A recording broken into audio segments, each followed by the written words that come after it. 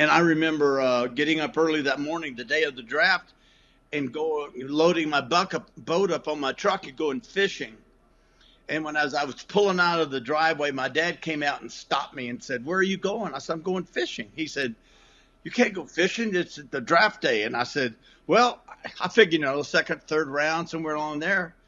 Um, and I figured I was going to New Orleans. And so I didn't, I'm going fishing. I knew the sand bass had schooled up and I knew where to go get them. And so my dad said, "No, you got a call from the George Hallis that morning, and they were trying to make a trade with Pittsburgh for the first pick in the draft."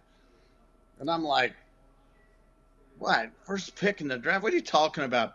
So my dad made me park my boat, go inside, and stay in the house all day waiting for the draft, and then got the phone call. I don't even know who I talked to on the phone, or just, you know, got drafted, and it wasn't that big a deal. It just wasn't. I was a small college player. That's what made it a big deal. I told my agent, I said, I don't want to know anything. I said, you go do your job. I'm just going to train and work out. And then about a week before the draft, I finally called him up and I was like, all right, man, what's going on? What do you hear? What's happening? So he was telling me some of the things, and he said, I think you're going to Pittsburgh. And I was like, I haven't talked to those guys once. I haven't had any conversations or anything, no inkling. And he's like, I just got a gut feeling you're going to go to Pittsburgh. And he was right.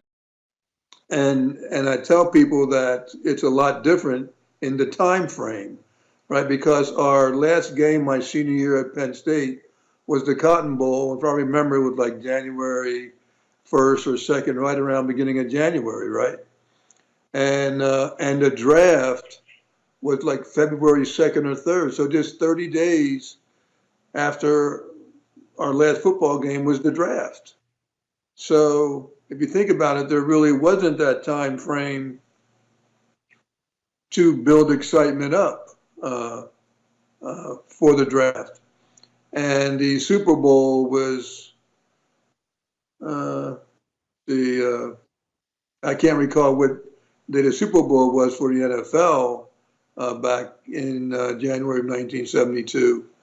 But the draft was February 2nd and 3rd, so there wasn't time for even the team and even for the players to have a lot of time to spend on things. My 2010 draft day was kind of rough. I was best available from the second round all the way down to the seventh round. And, sitting there for 3 days looking at your name as being the best available was kind of rough and, rubbed me the wrong way. But I ultimately got drafted in the seventh round, 227th pick.